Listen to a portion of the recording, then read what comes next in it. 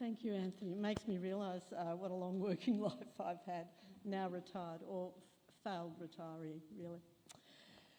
Thank you for the introduction and for having me here today. It has given me an opportunity to get reacquainted with a man with whom I was very close to for several years for my PhD, the book, and lots of articles and conference papers. And I brought Redmond Barry along tonight, if you're wondering what that little figure is. It's a beautiful wooden figure that was commissioned by a close friend of mine, a person in Tasmania makes them, and there he is. So why not bring him along? Whenever someone asks me about Redmond Barry, the shortest explanation is really to say, well, he's the judge who sentenced Ned Kelly to hang and the judge who presided over most of the Eureka trials. And that happens to me often. So even when I said what I was doing this week, people would say, oh, who's Redmond Barry? Sometimes I go on and say that he was the founder of the University of Melbourne and of the Melbourne Public Library, now State Library Victoria as they call it. And these three snapshots neatly represent his very active public life in the law, education and libraries. Although there was a lot more than that with which he was involved, and he was often at the forefront of organisations that were in very early Melbourne. The Horticultural Society, Melbourne Hospital, Philharmonic Society, Royal Society of Victoria, international exhibitions, the Polo Club, the Melbourne Club, the Carlton Football and Cricket Clubs, plus hunting, fishing, swimming, horse racing, singing, jewels, women, the list goes on. Tonight, though, I will be presenting an illustrated talk about Redmond Barry and his books and his involvement with libraries, first in the district of Port Phillip of the colony of New South Wales, and then the colony of Victoria after separation, with some diversions as I proceed. How could I not, in view of those activities I've just given?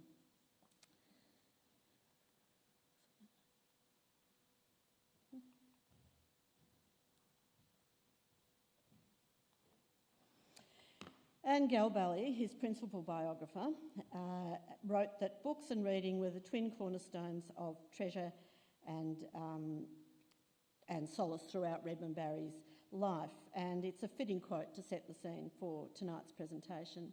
This lovely bookcase is one of Redmond Barry's bookcases that was sold after his death in 1880. He had many bookcases and many books. And it's now held at the University of Melbourne. You can actually see it there. And these are some of his books held in the University of Melbourne Law Library Rare Books collection.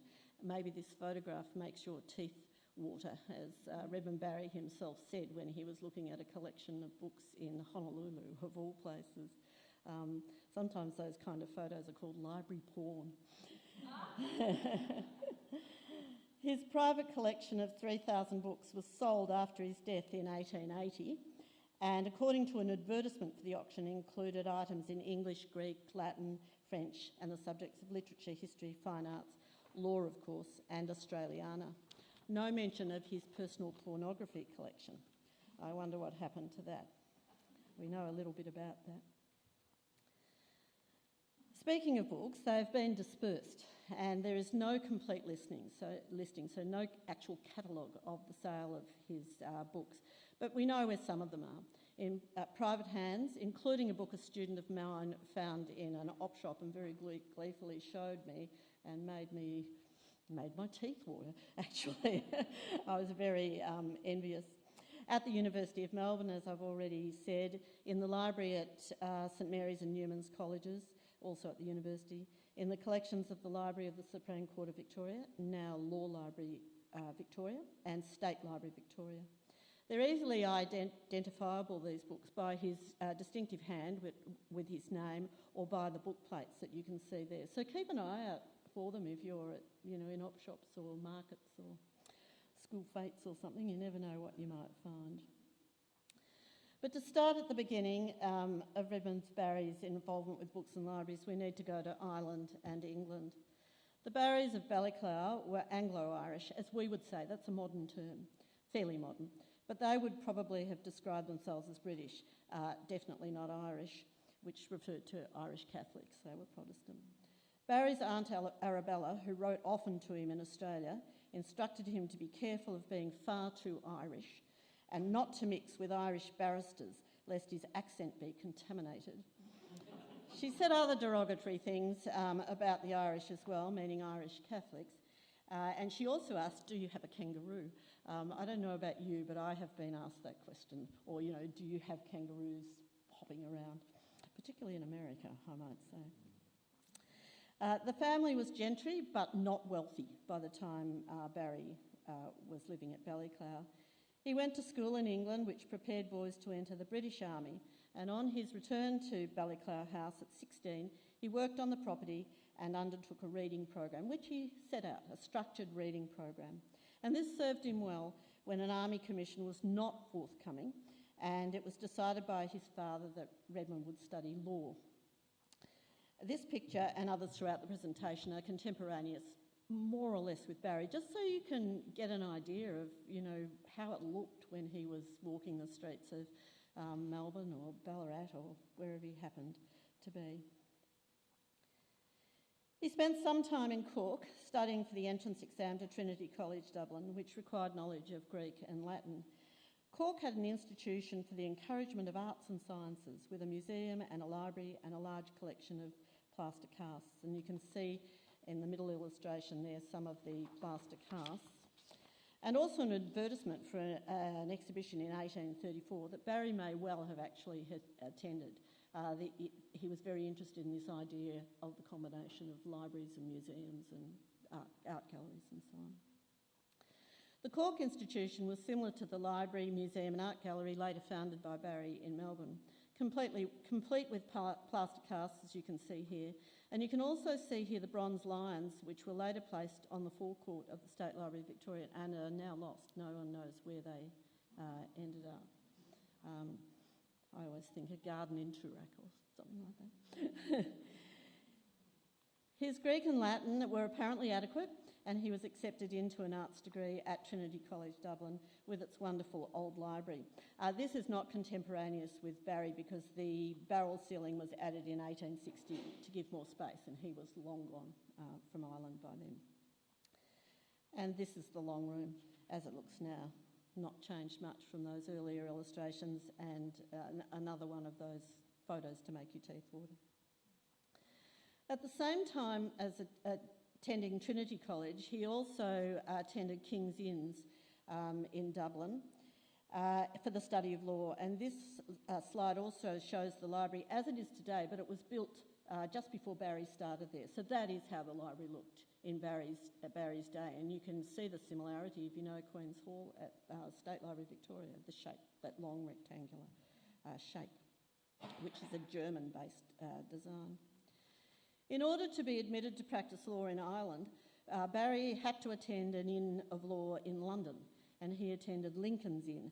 And when I say attended, I mean literally, since the only requirement was to eat dinners at the inn and do whatever you like the rest of the time to qualify for admission. This prerequisite for aspiring lawyers from Ireland was considered a great and obvious danger in exposing young men to all the allurements of pleasure and dissipation without the constraint or control of their parents.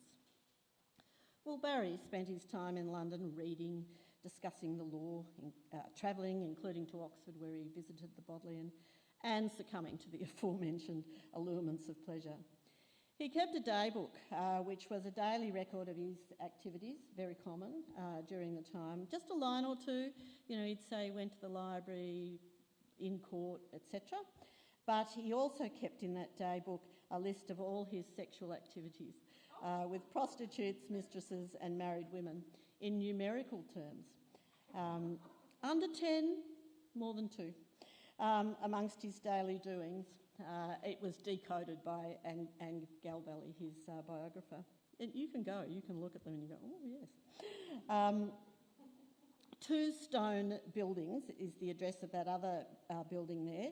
As it looks, it didn't have the number when Barry was there, but that's where the library was at Lincoln's Inn when he was there.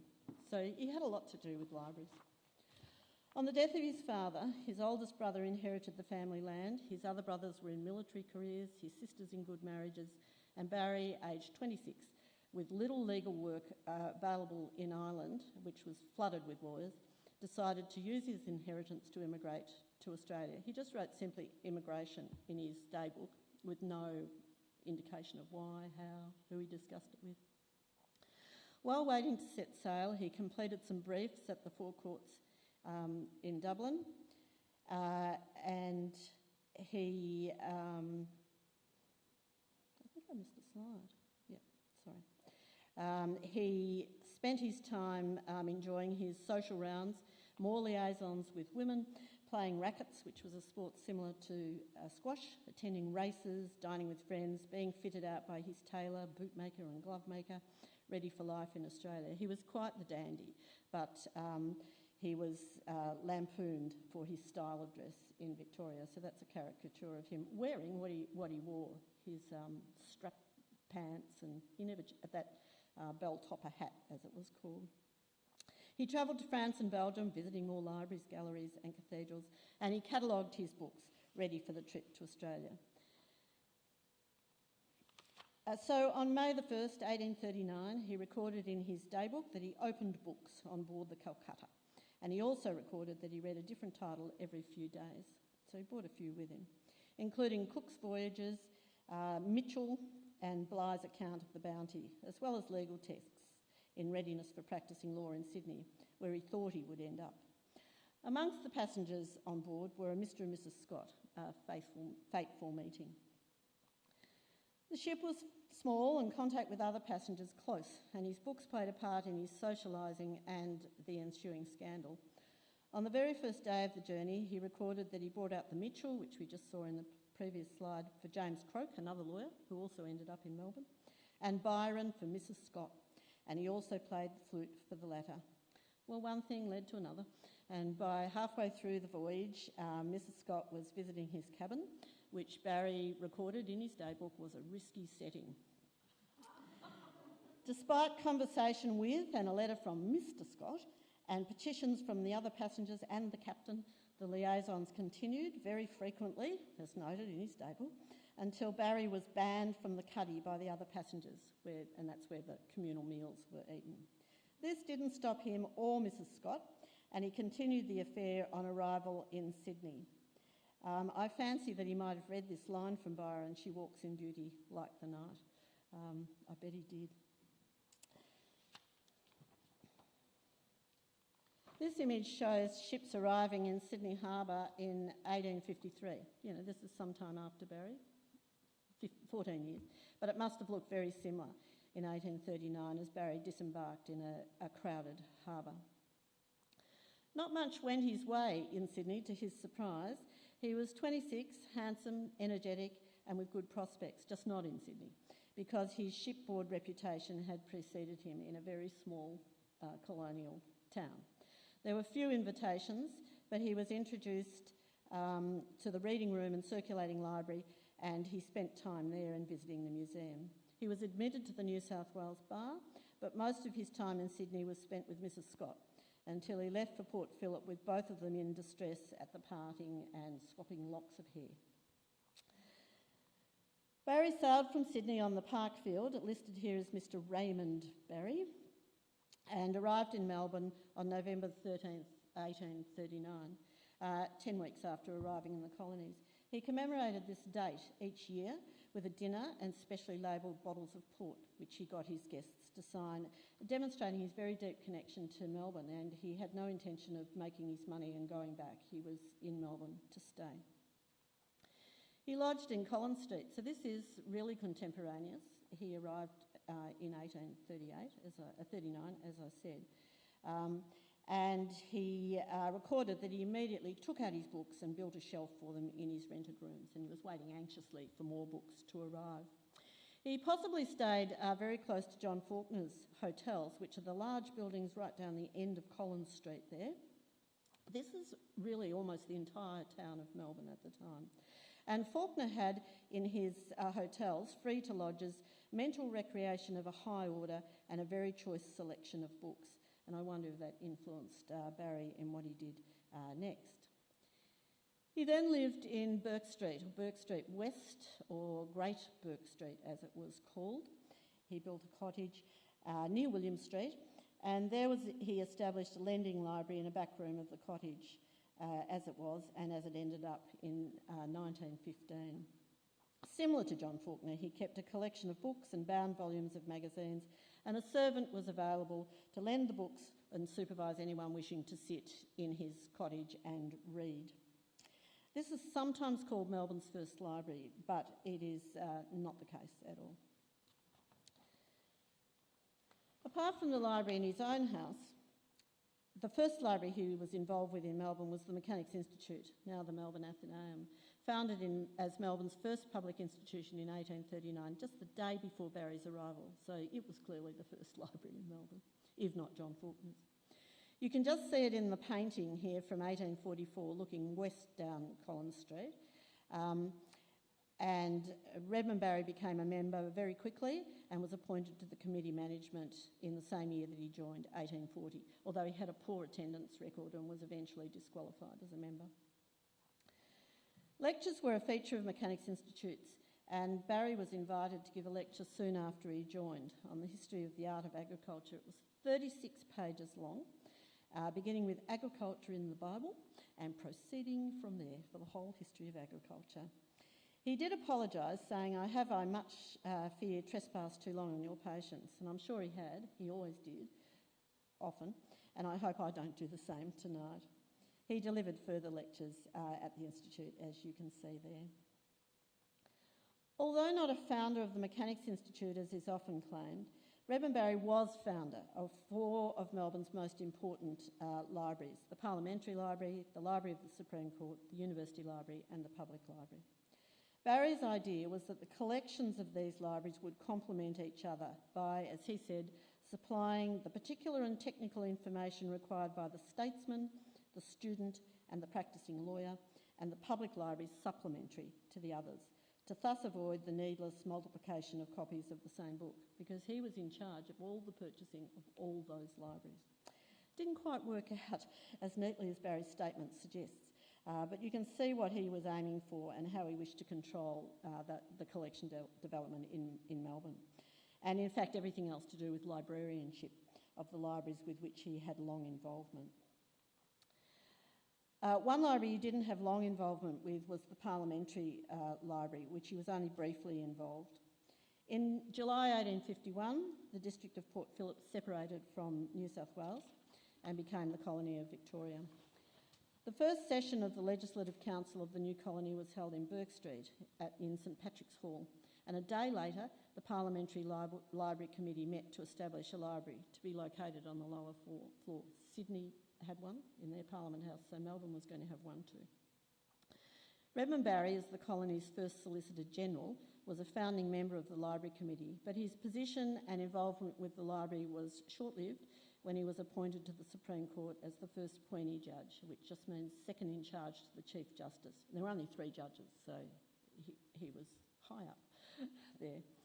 In fact, when he was acting Chief Justice, he used to say he was acting Chief Justice. There was only one other judge of whom he was in charge. Nevertheless, he was at the forefront of establishing the Parliamentary Library and ordering the first books. The library at Parliament House was built after the 2 chambers and completed in 1860. Parliament House itself has never been completed as originally planned. There are other bits missing, not just that domed part that you can see there, or the portico that you can see. The library is the large building at the rear, as shown here, and the floor plan shows its location and its size at the back. It's a large library in Parliament House. The central space of the Parliamentary Library, as it was then and as it is now, you can see that octagonal table there in both illustrations, and the Supreme Court Library has one very similar, probably made by the same craftsman. And the Parliamentary Library today. The library is a beautiful one and a rival to the Supreme Court Library. You can judge for yourself in a minute as we move to the Library of the Supreme Court of Victoria. This image shows a collection of buildings comprising the Supreme Court of New South Wales for the district of Port Phillip initially, and later the colony of Victoria, on the corner of Latrobe and Russell Streets. It opened in 1843 with the large building facing Latrobe Street and backed by the jail. There was an earlier temporary building in the district of Port Phillip. You can see the jail wall there. It was demolished in 1910 and the site was later occupied by the old Magistrates Court, now part of RMIT University, which has retained some of the court fittings. It was in this building that the Library of the Supreme Court, the big building, was established and by the very strategic Redmond Barry. Solicitor General Barry and Attorney General William Stawell produced a report on the administration of justice at separation for Lieutenant Governor Charles Latrobe. And this consequently, so they wrote the report on what was needed after separation, and that consequently allowed for the Supreme Court rules, which provided for a library for the legal profession as Barry desired. He wrote that in to the Supreme Court rules, sometimes called Barry's rules. All admission fees were paid to the Supreme Court Library Fund, as you can see in Rule 27, and they still are. It was always great fun for me to be working away in that beautiful library when I was researching, to see the new practitioners who had to come in person to pay their money, their admission fees had to be paid at the library, with obviously no idea why they were in a library. You know, they'd be looking around like, you know, why the hell am I here? Some wouldn't even notice how beautiful it was, but others would comment on it. The rules also specify the texts from which the Board of Examiners were to derive questions for candidates for admission before a law degree was introduced at the university. And these books were to be included in the library's collection. So you can see Barry's hand in all of this, like thinking right back when he was writing that report, I'm going to make sure there's a library. And he did that. And those books are still in the collection. The courthouse actually already had a library for the judges, but Barry believed that neither the bench nor the bar can be expected in a country such as this to possess a library adequate for the purposes required by each. Law books were difficult to obtain in Melbourne, in Australia, and there were no libraries such as those attached to the courts and the Inns of Court in England. So he set about establishing the necessary library for the profession. There was a lot of argy-bargy, and by that I mean a lot of letter writing, aggressive, between Barry and government officials until he managed to wangle a small room in the courtroom to be allocated for a library. They took over the female prisoners' room. No sooner than he managed that he was agitating, again more aggressive letters, for a larger space, and eventually the library was accommodated in a new design to refurbish the courthouse. So they completely turned the courthouse around in its direction, and you can see the location of the library on the 1854 plan there, where the arrow's pointing. The court faced the other way and they swung it around to make more room. You can also see the entrance to that library in that famous wood engraving of the Ned Kelly trial in the courthouse. I've just been talking about with Redmond Barry presiding. And it was not a very convenient place for it to be, because if court was in session, people had to make their way through the whole court, you know, past what was going on. They were sometimes had to be called to order, the gentlemen of the court who used the library as a sort of a meeting room for discourse, not a quiet room for reading. The library is tantalising just through that curtain there. The Eureka trials were also held in this courtroom, and you can see the court in the background of the image showing the jubilation when the rebels were acquitted. The library entrance is also visible in this illustration, or photograph from 1909, but there are no images of the library itself in existence. There are some drawings of library shelves. During the Eureka trials, that canopy you can see there, under which Barry was seated, began to creak, and he jumped for his life and refused to go back into that courtroom for the rest of the trials. But that very canopy is now in RMIT's Building 20. Beyond the doorway was a foundation collection of nearly 2,500 books ordered by Barry from London before the first meeting of the Supreme Court Library Committee in 1854. He had a predisposition for doing things first and asking permission later. Isn't that something we're sometimes told, to ask permission later? It was typical of him to put his plans into practice, not just Barry, before any authority to do so, remembering it was from New South Wales. And he was very particular about the books he purchased in terms of price, condition, edition and binding. And you can see some of the beautiful bindings there, and also the stamp that is on the front cover of many of the books. They still use that exact same stamp, but it says the Supreme Court of Victoria instead of the Colony of Victoria, with the Latin motto. He nearly drove his library suppliers, who also service the Parliamentary Library, the University Library and the public libraries, mad, literally. He wrote letters in one place to be sent regarding another place. There was confusion over what books were to go where. They'd turn up at the wrong place, and then the book supplier, John Joseph Guillaume, would be in trouble, and so on. And literally he was made unwell by this whole dealing in Victoria. The collection at the Supreme Court was supposed to be, according to Barry, strictly professional, confined to law, history and general jurisprudence, and then developed into related subjects. But in fact, it also contains many weird and wonderful, definitely non-legal titles. You can see there the Young Ladies book, at a time when no young ladies were allowed to practice law or go to university, Manly Exercises, and one of my favourites, The Crayfish.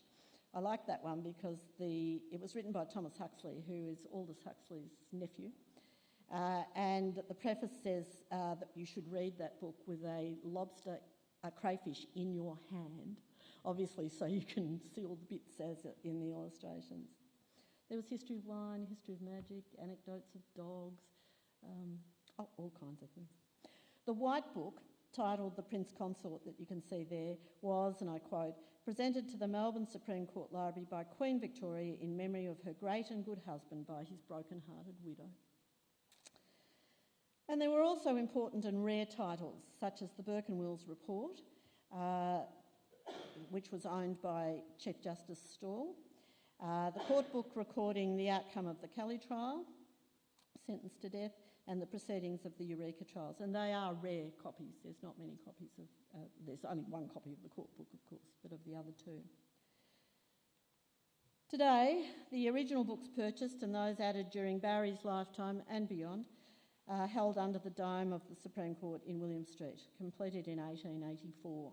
So Barry never set foot in this library because he died in 1880. But he was involved in its planning, so he had a lot to say about lighting, space, shelving and so on. As I said, the library is beautiful, whether you think it's more beautiful than the Parliamentary Library. The empty space there is very reminiscent of the empty space under the dome at the Four Courts in Dublin, and picture-worthy.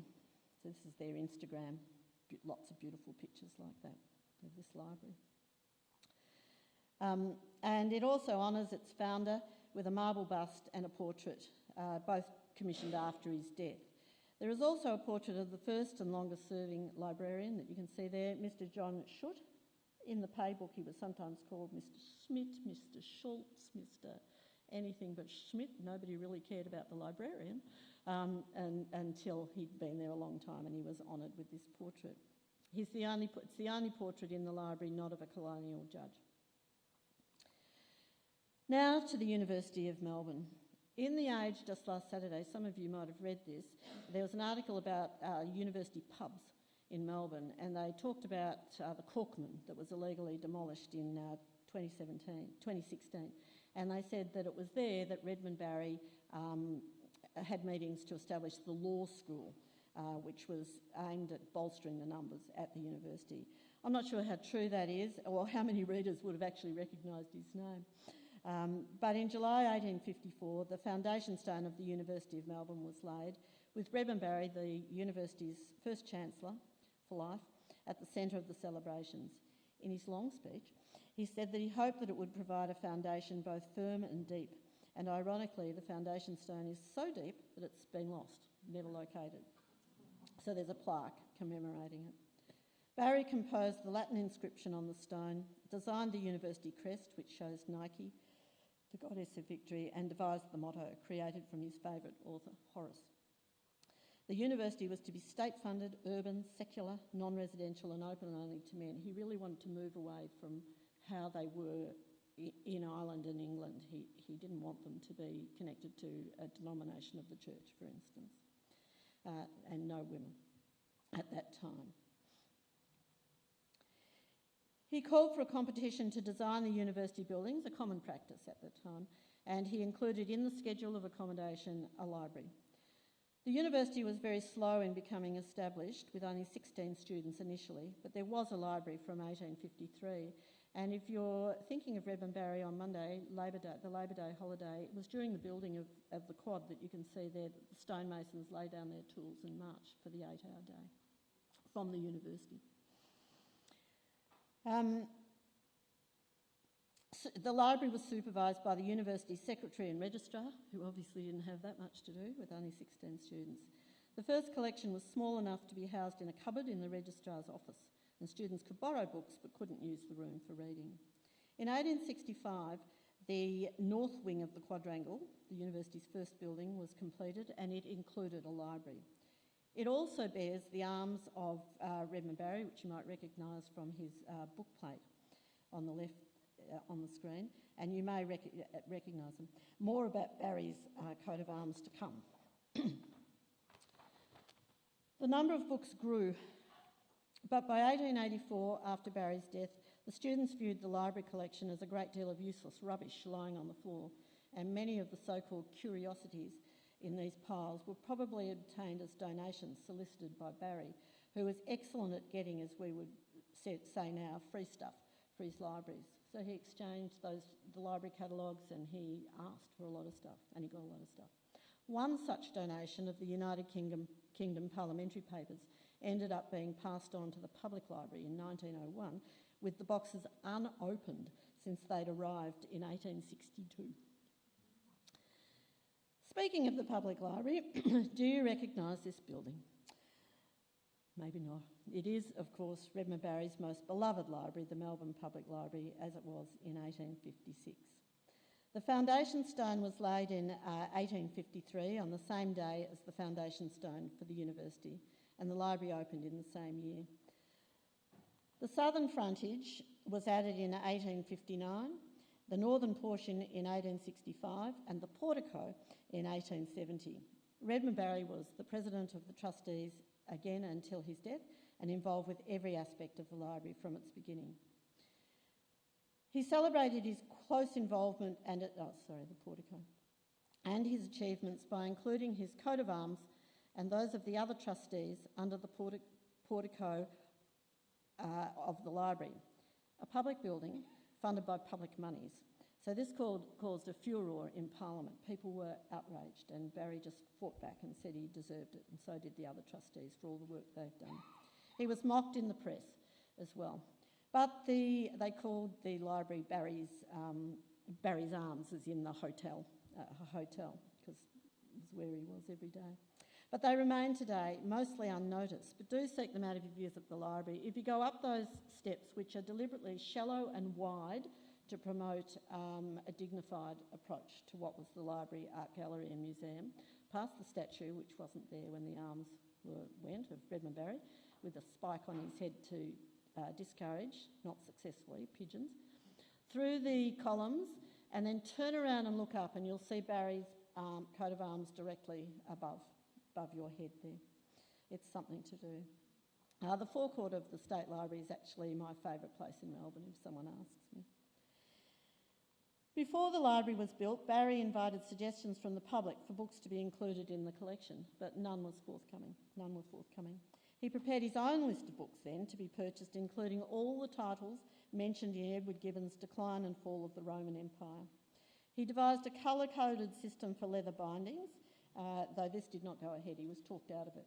It was too difficult to actually do, and leather fades. And he also devised embossing symbols for shelving different subjects. For example, a tree, branch, flower or leaf for books on botany. So it's a little symbol that he put on the spine of the books to subject code. This is before Melville Dewey. He gave instructions regarding the binding and stamping with the library motto, designed by Barry, and rolled up his sleeves and physically unpacked and placed books on the shelves the night before the opening day. I think the emblem there of the books on the shelf is a charming one, even in this modern day. He continued his hands-on approach over the years, opening crates of new books, dusting the shelves, deputising for the porter and taking visitors' umbrellas. He also devised a code for proving ownership of the library's books if a stolen volume was recovered, a little tiny code that he put in every book. And so it didn't matter if the thieves took off covers, title pages, the code was there. Book thieves received prison sentences, and one, Joseph Smith, got 2 years for stealing 28 books and then trying to sell them to the Ballarat West Mechanics Institute. He also spent a lot of time on the library's catalogues, produced in 1861 and 1880, with supplements in between, indicating the fast growth of this collection. Not only do they provide a wealth of information about the library, its history, buildings, collection, donations, funding, rules, etc., etc., etc., in a boastful fashion, they are very beautiful in their production, as directed by Redmond Barry. The initials there that you can see are A and Z, and the foliage used for each initial letter in the catalogue starts with the initial letter. So a lot of trouble went into designing these catalogues. When it opened, the public library at Redmond Barry's instigation gave access to anyone over the age of 14 and allowed access to the shelves. And both those practices were not generally allowed in public libraries around the world. The 1859 extension to the original central portion included a space dedicated to the libraries. That's that square bit you can see there. Separated from the rest of the room by a curtain and close to books suitable, as the Argus said, to this charming portion of humanity. These photographs that you can see were taken on the day of the opening of the Queen's Hall, which is part of the central portion, often used for functions and weddings these days. The photographer wrote that Sir Redmond Barry asked me if I thought I could take a photograph of the interior, and I said I would try. The chief librarian and his assistants and some workmen were placed at the table and told they must sit perfectly still for 6 minutes.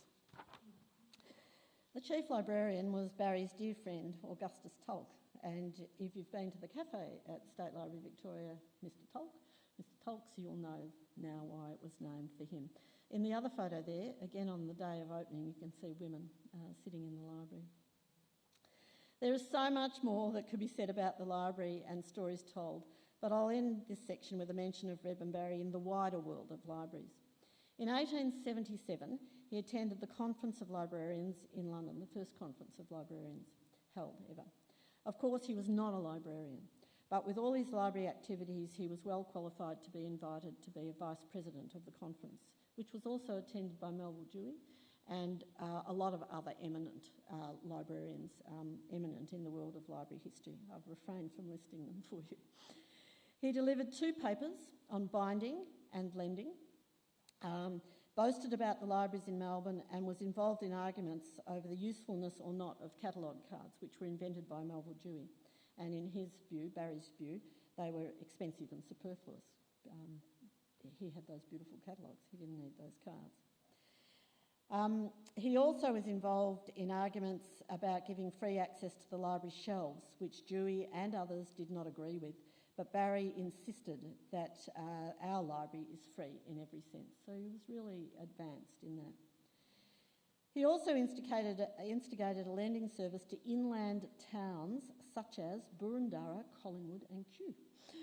And this was claimed to be the first of its kind in the world. You can see there the description of how they organised them in cases that were bound in oak with brass clips lined with green baize.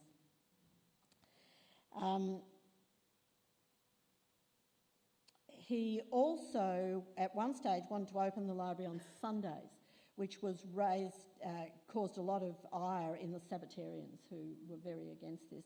So his idea was to employ Jewish staff on Sundays, but it was never actually taken up. It's full of ideas. I don't think he slept much, and people complained about his energy in court and said, "You've got to give us lunch," that kind of thing. Redmond Barry was not a rich man, and he had mounting financial problems as he kept his own household and that of his common-law wife, Mrs. Barrow, and their 4 children. They live separately. His public duties, so important to him, left little opportunity to provide for private financial gain, but still he was able to build what we might call a mansion on Rathdown Street in Carlton Gardens, directly opposite where the exhibition buildings and the museum are currently, but demolished now. Though you may remember it when it was St Nicholas Home for Children. Easy walking distance to the Supreme Court, the Public Library and the University. In 1876 he sold this house to the Melbourne Hospital to finance his overseas trip in 1877 that I was just talking about.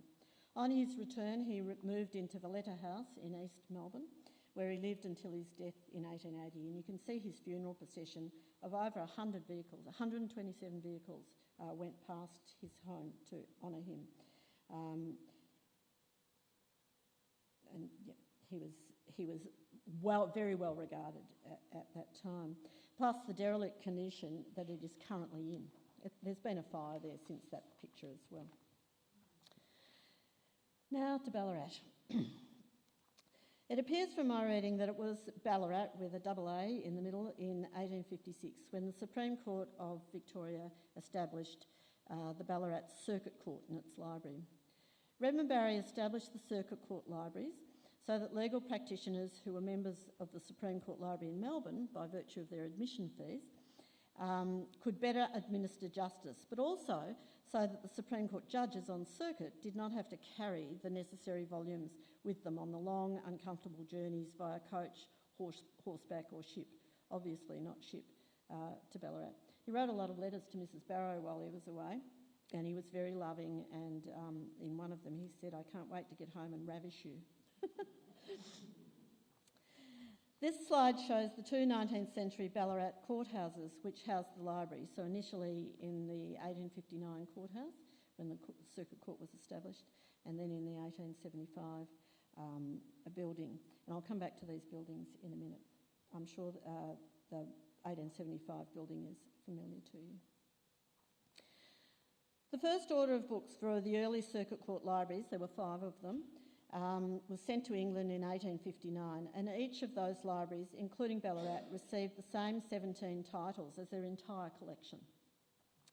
Barry encouraged each court to support the collections themselves with subscriptions, supplementary funding and donations of suitable titles, and he invited local practitioners to request titles required. Townsend McDermott, does anyone here recognise that name? It's a Ballarat name. A barrister in Ballarat, later Solicitor General for Victoria, did just this, and 6 of the 14 titles he requested were added. In the 1875 catalogue, Barry reported that the gentleman at Ballarat made a handsome donation, and he himself pursued donations for the Circuit Court libraries from the Victorian Attorney Generals at every opportunity and with great vigour. I've actually got a copy of each of these catalogues here. Unfortunately, it's Castlemaine and I can't remember what the other one is. Not Ballarat. Wish it was Ballarat. But if you look at the back, you'll be able to see what was in the Ballarat Library if you're interested in the law. In his speech at the opening of the new Circuit Court in Sandhurst in 1860, added to the initial 5, Barry expressed the hope that the Circuit Court libraries would stimulate the diffusion of general as well as strictly professional literature to elevate the public taste and illustrate the highest walks of refined civilisation in the provincial towns. So he meant libraries beyond the law libraries. He does not appear to have been involved with the wonderful Ballarat Mechanics Institute, although he made a donation of £5 in 1871, and perhaps he visited while he was on circuit. However, he was directly associated with the Free Public Library at Ballarat East. The library was established in 1862 above the fire station engine house, but a new building was commenced in 1867 and opened by Barry in 1869, and you can see the cover of the address, again long. And it's interesting that that copy is in the State Library of Victoria, but it was donated by the Ballarat East Free Library in 1869. In contrast to those opposed to educating the masses, Barry was concerned with how to occupy the leisure time of those with a high rate of remuneration, such as those in Ballarat from gold, which he declared was a town so preeminently remarkable for industrial vitality.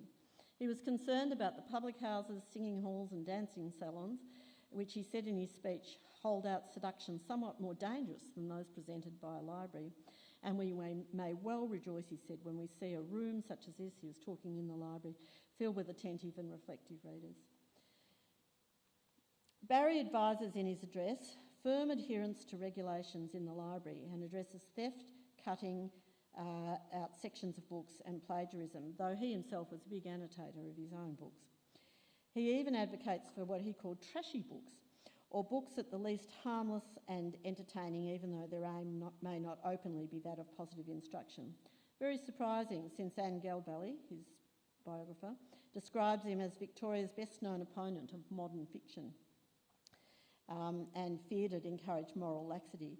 A story in the Argus, maybe true, maybe not, claims that when a visitor to the public library asked Barry whether there were many works of fiction in the library, Barry replied, "Very few indeed, sir, and I'm thankful to say that those few are being rapidly appropriated by a few unscrupulous persons and will not be replaced," seemingly encouraging theft, for which he went to jail, remember.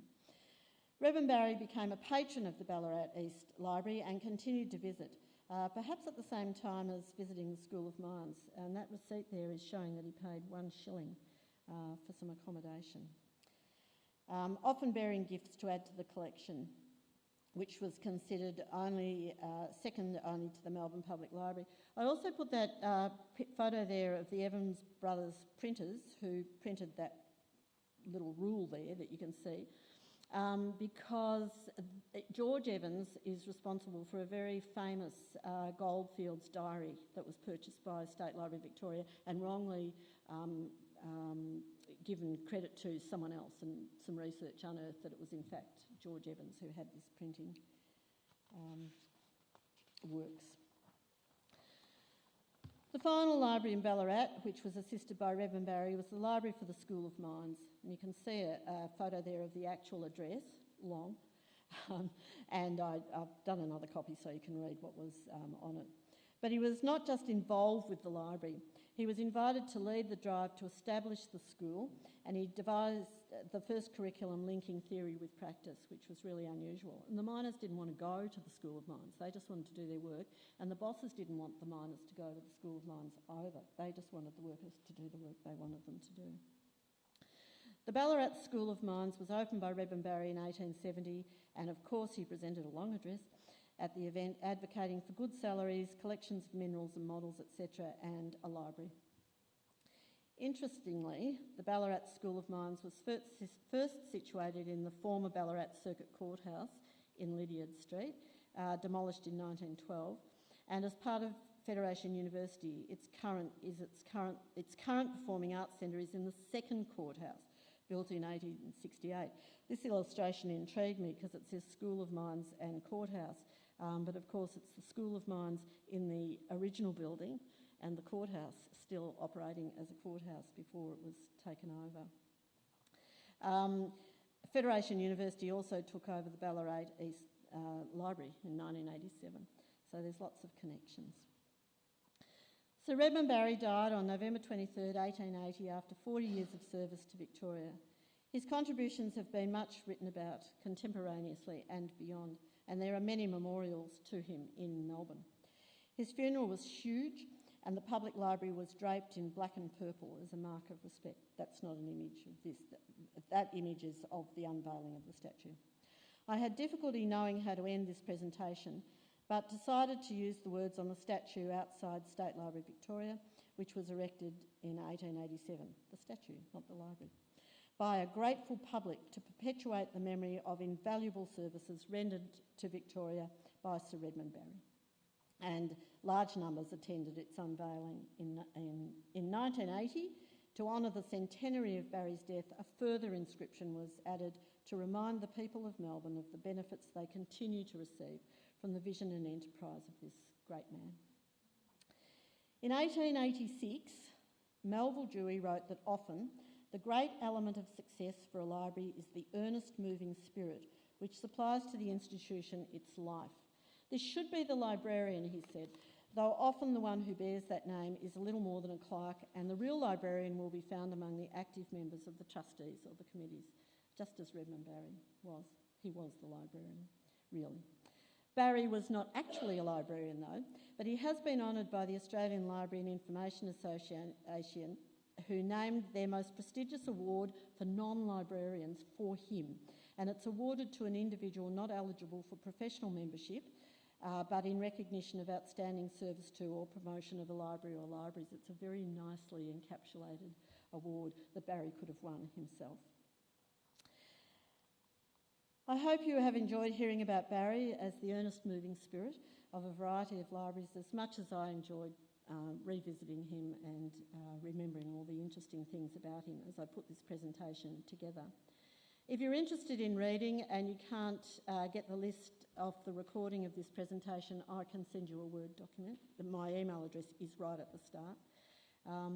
And thank you for listening.